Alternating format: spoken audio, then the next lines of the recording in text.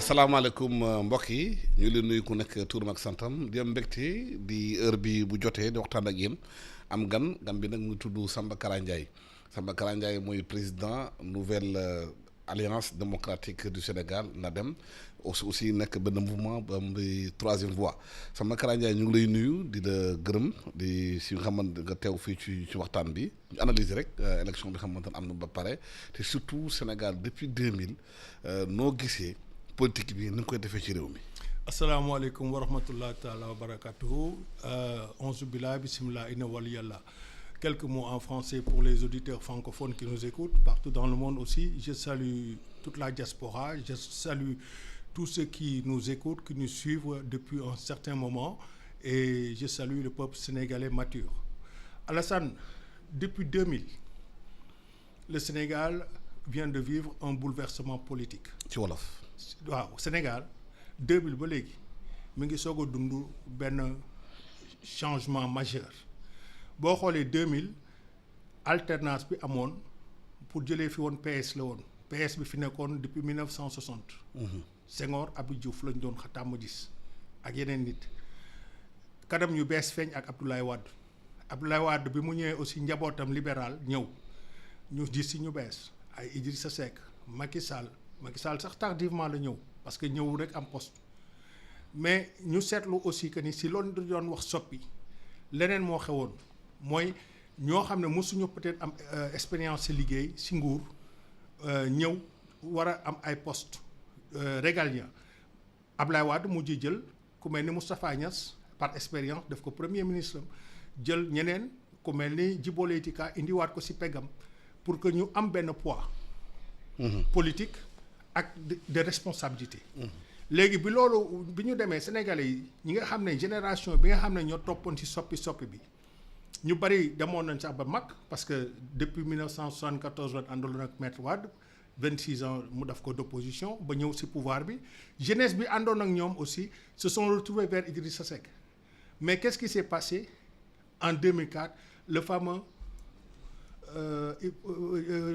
chantier de Thiès mu indi leen ñu jàpp Idrissa Seck mu daal di indi beneen affaire da ngay gis famille surtout États-Unis gis naa ay famille yoo xam ne dañ doon xeex carrément ñii contre Idrissa Seck ñii contre Ablaye Wade mais affaire bi doon yoon waar politique nag foofu la commencé indi passion si population bi passion bi mooy kii bëgg naa ko nekk na sama xol li muy wax neex na ma li muy wax dugg na ma comprendre na sama situation jaral na ma lu nekk loolu nag ñu ngi ko gis si à partir de 2007 si Idrissa Seck creux bi am politiquement mooy Idrissa Seck da mu wuyu ji le fameux deal de Rebeuss le protocole de Rebeuss foofu nag déception am nga gis beneen affaire am si période libérale boobu muy génération du concret doomu président bëgg a tànn boppam am na benn jour ngeen invité woon ko seen plateau muy wut mairie Point E je crois ou mairie de Dakar c'était en 2009 mu wóoroon ko ni day gagné bureau de vote am sax gagné wu ko fa donc population sénégalaise yi c'est pas parce que doomu président nga c'est pas parce que président nga que ñoom ñu war a ànd ak yow. il faut que d'abord mu am un amour et cet amour là c'est entre le leader et la population qui va voter pour lui qui va se sacrifier pour lui c'est ce bouleversement là qui est arrivé en 2024 avec Ousmane Sonko. Il a su parler aux jeunes, il a su parler aux Sénégalais, il a compris la sénégalité de la politique parce que politique léegi bi ñuy def fii ci Sénégal. dafa am spécificité. ban la.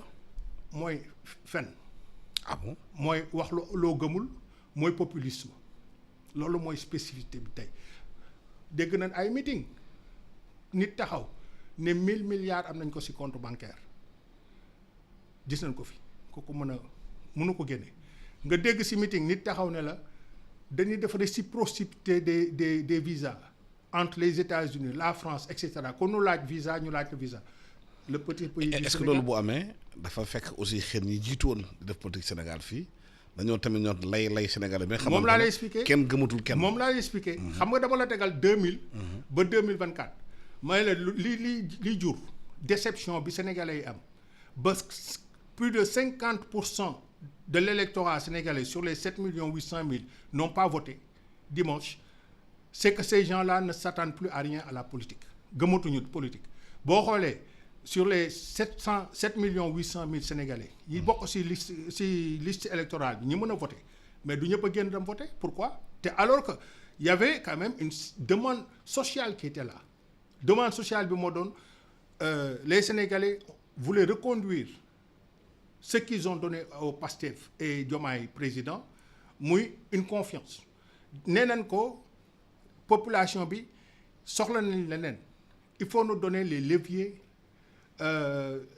législatifs pour pouvoir légiférer pour pouvoir faire voter nos lois pour pouvoir avancer jox nañ leen ko mais sénégalais yi leen ko jox tey jii boo xoolee ak ñi leen joxoon présidentielle bi am na lu wàññeeku ci seen électorat donc ça veut dire que quelque part projet bi ñi ci àndoon en mars 2024 am na ñu ci wàññeeku am na ci ñoo xam ne ñu ngi gën a maanu toog seen kër.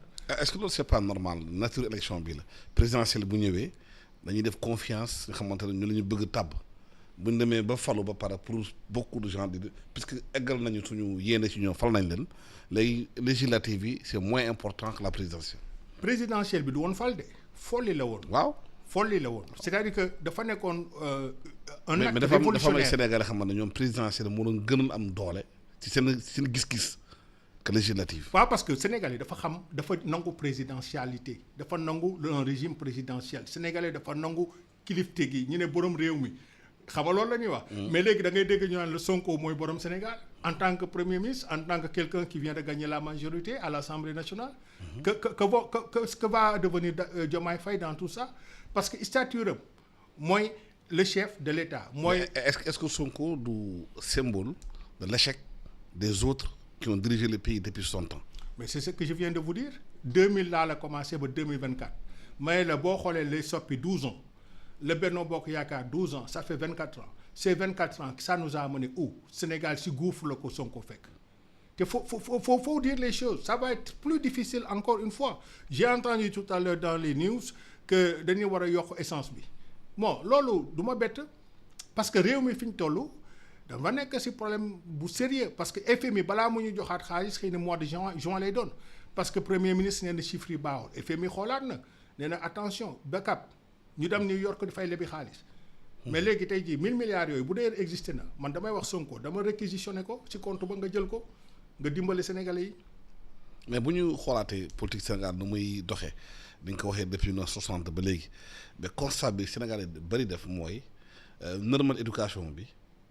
jàng bi néewul ko doole ba ñu financer jàng bi bàyyi xale yi ci mbedd mi ñu taxawaalu déperdition scolaire bi moo tax ñu nekk situation bi ñu nekk nii ku ñëw mën a këf xale yi parce que jàngal lu ñu xale yi. waaw xam nga Sénégal dafa war a am. parce que l'éducation PSE boobu ngay wax est sabotée au Sénégal. PSE bi Macky Sall waxoon man dama bëgg léegi Diomaye ak Sonko daf ko PS mooy plan Sénégal éducation te yow war nañ la ci waxaat. ñoom war nañ waxtaan ak yow parce que am nga ci ay xalaat yàgg naa ci wax ak yow éducation dafa nekk loo xam ne mooy base boo xoolee tey jii même le premier ministre boo ko xoolee langage bi muy wax man je sais que ne au fond de moi xëy na li muy wax gëmu ko mais il est obligé de parler ce langage bu daan ay gatsa wala période bi nii wala cooki final wala yooyu yëpp langage boobu la Sénégalais yi comprendre mooy da nga leen di indi langage de violence. pour ñu fekk si la pour ñu ne waa ji guerrier la waa ji mongoog suñu waajaangoog mu sell mi parce que noonu lay mën a waxee ak ñoom moo tax ma ne la il a compris la sénégalité du message politique. mais sénégalité bu lu ko indi est-ce que dañu teewul xale yi fi leen war a téye da leen jàngalul da leen toppatoowul moo tax xale yi nekk ci mbedd mi nekk dans une situation de révolte. mais Alassane fii ñu toll bi may ñëw mais ay xale yoo xam ne seen classe mi ngi woon école laa ji si mbedd mi. ñu def tànku neen di yalwaan di wut lu ñuy lekk. luy responsabilité parents yi ak njiit yi ci loolu. mais parents yi dañoo démissionné parce que parent boo xëy munoo jox sa doom mburu bu mu ndékkee munoo jox sa doom lu mu añee munoo jox sa doom lu mu reeree doo ñëw naan ko toogal fii yamal fii wala damal jàngi. waaw mais parent boo mun jox sa doom sax ngay wut doom. non parce que loolu la parce que da ngay xool tey jii da ngay gis nit koo xam ne mënulul boppam. ne la am naa ñetti soxna wala ñaari soxna daf parce que diine nga ko maye wala parce que nii la demee da ngay am ay galon irresponsabilité bi dafa nekk ci biir société bi mooy lan tey jii benn sénégalais rendre compte que tey jii que nous sommes dans un état-nation boobu bi ko Mamadou Dia di liggéey ak Senghor dañu ne woon dañuy am lu ñuy wax côté aspect progressiste dañuy bokk muy le réalisme africain muy ce qui nous donne la possibilité nous nga nekk sénégalais ma nekk sénégalais mi di jot nga ñëw sama kër ma teg bool bi indil la kudd mais loolu amatul. da ngay dëgg léegi nit ñi appartement lañ dëkk si même appartement bi même palier bi da ngay gis ñaar ñoo xam ne xamante wuñu te ay sénégalais lañu ne ay jullit lañu on a tout faux actuellement. Quand je parle moi de la fin de ce bouleversement politique il y a un bouleversement social et économique qui est là aussi mooy est-ce que nit ki dem université jàng ba am sa diplôme taxaw sol sa chemise ak sa cravate ne liggéey laay xaar toog sama kër nekk sama kër papa ak sama kër yaay mais am na leneen loo xam ne mën nga ko def. Pourquoi on avait mis l'idée dans les années 80 70 maîtrisard bu nekk ñu jox la benn pactole nga ubbi boulangerie wala nga ubbi leneen. mais loolu échec la woon après. mais parce que y a pas eu de suivi. y a pas de formation aussi parce que mënuñu aussi jël xaalis jox ko nit. formé wuñ ko def suñ ko dara. bu ko joxe xaalis da koy dafa ko. daf koy lekk dugal ko feneen. mais gis nañ ko fi financement ñoom FNPJ. les financements ANPEJ ak yooyu. jox xale yi xaalis te tàggatul leen. waaw ba ñu bëri daan nañ. donc ñun boo xamee boo gisee ñuy politique ñu pour nekk président politique ñu pour nekk ministre dañuy politique parce que dañu am ay solution pour suñu réew. mais ban liggéey la ñu war def ci société bi pour ñu am changement de paradigme. liggéey bi njëkk mooy rééducation nationale xuma éducation nationale rééducation nationale par rapport à nos valeurs dañoo am ay valeurs sëñ bi suñuy valeur bu ñu ko bàyyee jël valeur du tubaab bi jiguñu yow bu fekkee ne da ngay tabax dara fii Sénégal nga jël plan ba la tubaab bi tabaxal mais di nga am moment boo xam ne di nga gis di nga am problème parce que dara méngoowul. On peut pas copier ce qui se passe à New York ou à Paris pour en faire quelque chose ici à Dakar. Il faut prendre ce qui est à Dakar, ce qui est dakarois. C'est ça qui a amené aujourd'hui Sonko à avoir une majorité à l'Assemblée nationale. Parce qu'il a su tenir le langage qu'il faut tenir. Moo dafa wax ji mu war a wax pour Sénégalais yi xam ni kii kat am na yaakaar si moom kii kat dina indi li ñu bëgg. mais boo xoolee mais au-delà de wax ji ba jot nguur gi lan la ñu war a def pour que wax jooju nañu jël seen carte woote ko mu traduire en changement dans leur vie. mooy liggéey. naka liggéey bi. naka mooy ñoom ñu liggéey pour ñoom ñu liggéey il faut que déjà mu am man je pense que dialogue bi nga xam ne dafa war a am fii Sénégal mooy yi nga xam ne am nañ xam-xam ci éducation ci santé ci développement durable ci agriculture ci lépp ci pêche ci élevage ñu toog def une concertation nationale ku nekk indi idée y a des savants sénégalais y a des gens qui savent travailler au Sénégal. mais liggéey boobu def nañ ko pratiquement. non defuñ ko Sénégal def assise nationale. def dans les assises nationales pratiquement on a fait le tour du pays fi ñu war a waxtaan nañ ko xëy nañu adapté assises nationales yi xëy nañu xool leen par rapport aux nouvelles réalités naka la ñu adapté mais bu fekkee dañu à chaque fois qu'on réfléchit donc ci tiroir ñëwaat réfléchir ba kañ. non loolu laa lay wax du benn bi yoon. xam nga assises nationales yi ban koy def. dafa amoon nguur gu fi nekkoon ba ne bokk ci sax. waaw. mais kii nguur gi moo koy créé. mais assises yi laal na Sénégal yëpp. waaw mais bii. il y a des équipes qui sont descendues sur le terrain qui sont parties dans les coins les plus reculés recueillir avis sénégalais yi. waaw mais loolu xam nga ak jamono boobu. dans les années 2007 2008. ak ren du benn. 2024 je vous dis que y a un bouleversement mondial d'ailleurs yemul rek ci Sénégal boo xoolee tey jii États-Unis li fa xew ak Donald Trump ku la waxoon ni Donald Trump bi muy attaqué Capitole dans 4 ans dina nekk président. nga ne déedéet. da nga naan dañ koy tëj jàpp ci kaso bi.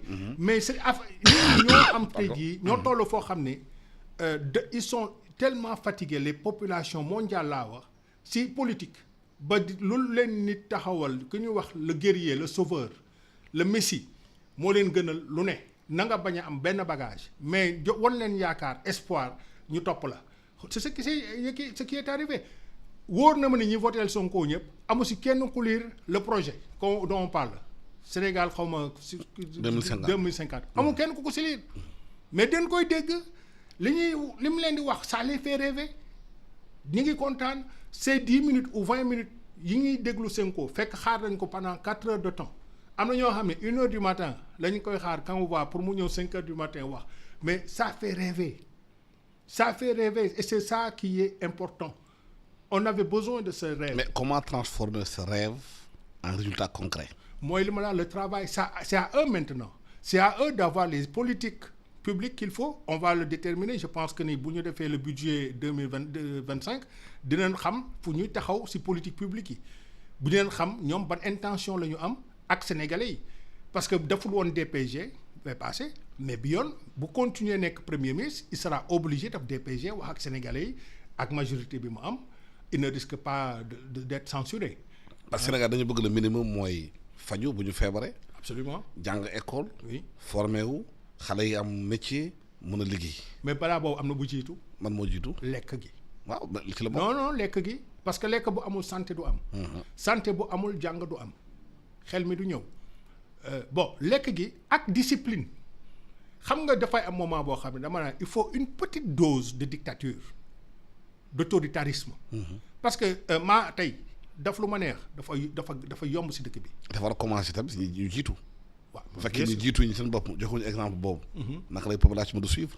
xam nga man dafa am lu ma remarqué. devoir d'exemplarité. dafa am lu ma remarqué exemplarité boobu si naa si ñëw mooy ces gens là comment ils ont pu accepter bi ñu leen fale ñuy dëkk ay hôtel Azalaï di dëkk ay hôtel xaw ma King Fahd Palace di fay nekk di fay liggéey déjà loolu c'est un porte-à-faux ça m'a inquiété. parce que dama ne le système parce que système boo naan anti système da ngay indi système. xam bu la falee aussi c'est des raisons de sécurité aussi. waaw mais yenn saa munoo dëkk sa kër. mais les palais nationaux sont là. sa koñ bi nga dëkkoon boo fa dëkkee les palais nationaux sont là. ils pouvaient gagner le palais. les palais ban ko falee le même soir mënoon na dugg palais. waaw mais xam président yi bu leen falee balaa ñu dem palais ba dañuy contrôler xool. waaw mais sëñ bi loolu gis nga passation bi. gis nga diggante bi ñu nee programme nañ résultat yi. la gouvernance du palais day liggéey avec le nouveau président pour seet lu mu fa bëgg a dugal yan décoration lan la fay def ça c'est une fausse excuse.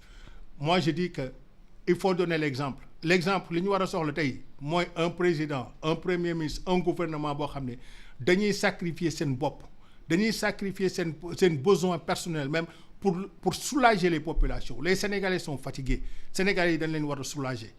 Moi, je suis pas là pour critiquer, je suis pas là pour m'opposer. Je suis là pour avoir des solutions et réfléchir en conséquence de ce qui se passe. Il faut aussi que le Sénégal accepte de travailler aussi. nangu liggéey aussi dafa am solo ci loolu. parce que boo demee ci village yi xale yëpp fakk nañu village yi ñoo toog Dakar. ñu ngi Jakarta. ñu ngi Sirage. ñu ngi ci petit commerce yi. te lu ñu gis inverse village yi mooy suñu dëkkandoo yi maliens yi Burkina bi ñoo nekk ci tool yi di béy. mais léegi. à la place des jeunes. mais léegi ma jox la exemple.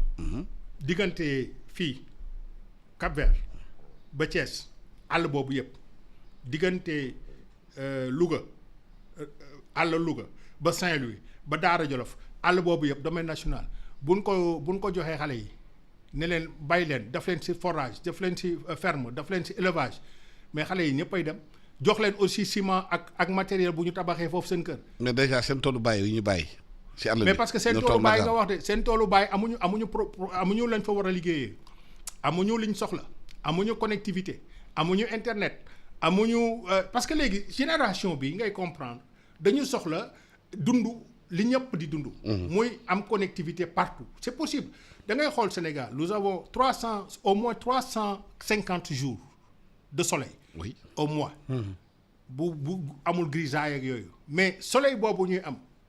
mënoon nañ ko utiliser si panneaux solaires yi dëkk yëpp am lumière guddi c'est possible communes yi mën nañ ko def da ngay xool nga jël yëmbal tali yëmbal bi Malika yëmbal di dem pax ya fa nekkoon ba léegi di yàq ruu oto yi depuis 1900 xaw ma ñaata moo fa nekk ba léegi da ngay xool Louga nga dem Louga avenue Cheikh Ahmadou Bamba pax ya fa nekkoon ba léegi depuis Aminata Mbengue Ndiaye ba Moustapha Diop ñëw 2 mandats ñoo fa nekk ba léegi. loolu koy soxla sax dem fa Louga boo demee Dakar fii. ville Dakar ville. voilà balaa nga exploiter l'indépendance tali yi nekk ci groupe Koukan yëpp dafa toj. donc si les gens. kenn réparé wu ko. mais léegi Alassane un jeune. qui a 22 ans qui a 25 ans dëkk bi mu juddoo amul lu koy révélo amul lu koy jox espoir pour mu toog si këram pour mu ubbi internetam pour mu jàng dara mais kooku xale boobu bu perturbé wul mënoo liggéey. mais Sénégal 2050 nee na ñoom dañuy dem ci pôle territoire yi dem ci dëkkaan yi créer fa industrie sur place. mais loolu sori na. li may wax 2050 bi ñuy wax ay projet sor xolowuñu woon loolu yàqum xaalis la fay nañ si nit comme ni ko Macky Sall defee ak PSE fay na si nit ay cabinet li ma la wax mooy waxtaan autour de tout le monde ñëpp toog waxtaan ku nekk indi sa idée yow Alassane bu la waxoon tey ji ay idée éducation am nga loo mën a teg si table bi da nga liggéey jàng jaar fi nga war a jaar Walfadjri IGFM néew tey créer sa propre boîte avec toutes les difficultés aujourd'hui d'ailleurs xam naa ni sax sant naa yàlla bi ma déggee ni ñi ngi ubbi seen compte banque yi. ubbi wuñ ko de. ubbi wuñ ko. de amul médias yi de wax nañ ko. démentir na ko. président Mamadou Ibra Kane démentir na ko. loolu amul. kon nag c'était bien ñu wax ko dégg ngeen gars yi. li ñu wax si ne DG xaw ma lan. ubbi na compte bancaire u gars yi. amul donc loolu man journaliste laa xam naa li ngeen di liggéey publicité bi bu ñëwul munoo fay say salarié te nag di lancer un appel aux grévistes de E-Media yéen a ñuy tooñ dellu si leen seen liggéey ngeen liggéey parce que liggéey yombul te da ngay sacrifier wu un journaliste doit se sacrifier comme le disait Albert Londres il faut aller vers l'information il faut cueillir l'information là où est l'information et l'information est ici. Mais c'est pas aussi facile pour des pères de famille qui sont là. On se comprend depuis, tous. C'est là que je dis tout que est bloqué. C'est là que je dis pas que évident. C'est là que je dis que moi quand je dis anti-système, moi un état pas gendarme, pas un état providentiel, mais un état social.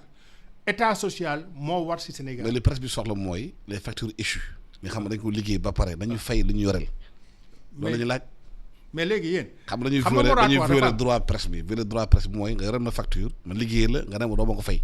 waaw loolu nag laa wax dafa am. loolu moo am dafa am yoon woo xam ne war na taxaw ku mel ni yéen ngeen yóbbu fa seen facture ne diw liggéeyal nañ ko yore nañu li état am garantie poursuivre kooku mais en même temps moo jox la compassion ne kii kat liggéey na am na ko yoreel xaalis dina fay plus tard mais en attendant ñi ngi koy débloquer il faut que loolu mooy rôle état économie.